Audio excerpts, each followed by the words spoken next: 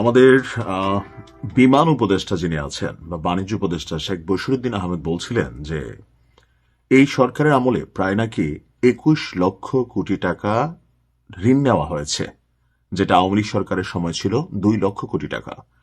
প্রশ্ন হচ্ছে, এতগুলো টাকা আসলে সুষ্ঠুভাবে কি কাজে লাগলো, নাকি এই টাকাগুলো আসলে সিস্টেমের মধ্যে সিস্টেম হয়ে গেল? আবার গতকালকে থেকে যে আলোচনা তুঙ্গে যে আমাদের উপদেষ্টাদের মধ্যে অনেকেই কূটনৈতিক যে পাসপোর্ট আছেন সেই কূটনৈতিক পাসপোর্ট সারেন্ডার করছে। এখন জনমানুষের মধ্যে প্রশ্ন যে সরকার পরিবর্তনের পর যে সময়টা হাতে থাকবে ওই সময়ের মধ্যে আমাদের এই উপদেষ্টারা কি দেশ ছেড়ে পালিয়ে যাবেন?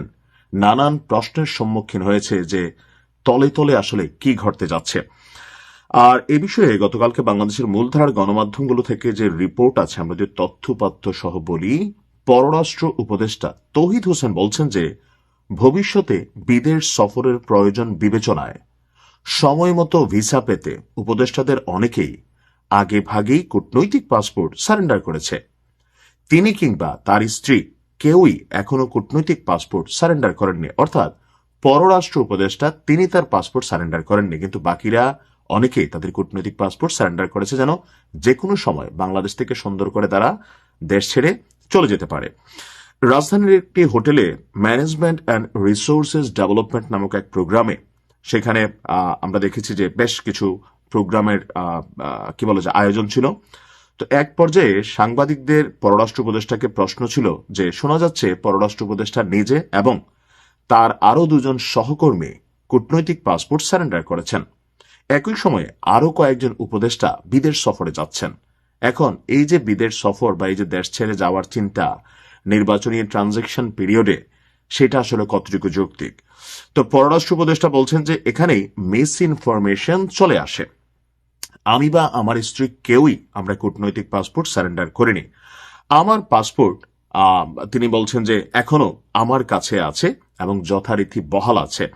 দায়িত্বকালীন সময়ে একজন পররাষ্ট্র উপদেষ্টার কূটনৈতিক পাসপোর্ট সারেন্ডার করা খুবই অস্বাভাবিক ঘটনা হতো, আমি সেটা করিনি। তবে উপদেষ্টাদের মধ্যে অনেকে, এখন অনেক বলতে কয়জন, 2 জন 4 জন 5 জন, কারা সেই উপদেষ্টা যারা কূটনৈতিক পাসপোর্ট সারেন্ডার করেছেন? এটা ঠিক। কেন? কারণ ভবিষ্যতে তাদের বিদেশ যাওয়ার প্রয়োজন হতে পারে। তো হইলে সরকার পরিবর্তন হবে, তারা তাদের পাসপোর্ট অ্যাজ এ সিস্টেমিক্যালি তারা সেটা সারেন্ডার করবে, কিন্তু এখন কেন? প্রশ্নটা এই জায়গাতেই। তো সেই কারণে সময় মতো ভিসা পাওয়ার সুবিধার জন্যই আগে ভাগেই তারা পাসপোর্ট সারেন্ডার করেছেন। তো সাংবাদিকদের প্রশ্ন ছিল, তাহলে কি ভিসা নেওয়া সহজ করার উদ্দেশ্যেই তারা পাসপোর্ট সারেন্ডার করেছেন? উত্তরে তৌহিদ হোসেন বলেন, বিষয়টি ভিসা সহজ করার জন্য নয়, বরং সময় গেইন করার জন্য, অর্থাৎ সময় বাঁচানোর জন্য। থাকে না যে তাড়াহুড়া কইরা তড়িঘড়ি কইরা পরিস্থিতি খারাপ হলে যেভাবে বাংলাদেশের বিভিন্ন রাজনৈতিক দলগুলো বা অনলাইন কিংরা হুঁশিয়ারি দিচ্ছেন যে সরকার থেকে খালি পৈরানে পুলিশ পাহারা সরে যাক, সেনাবাহিনী পাহারা সরে যাক, উপদেষ্টা আসিফ নজরুল ইসলাম থেকে অনেকের বিরুদ্ধেই কিন্তু এমন ধরনের আলটিমেটাম অলরেডি দেওয়া আছে। তিনি বলেন, পাসপোর্ট বাতিল হলেও যুক্তরাষ্ট্রের B1 B2 ভিসা বাতিল হয়নি, কিন্তু বিদেশ যেতে হলে যেহেতু নতুন পাসপোর্ট ভিসা ট্রান্সফার করতে সময় লাগে, সেই কারণে উপদেষ্টাদের অনেকেই আগেভাগে পাসপোর্ট সারেন্ডার করেছেন। এখন ভেতরের গল্প আল্লাহ ভালো জানে, যেহেতু এখানে হিউজ টাকা পয়সার লেনদেন আছে, এমনকি অনেকের নামে এখানে দুর্নীতির বা বিভিন্ন ধরনের ট্রানজেকশনের অভিযোগ আছে।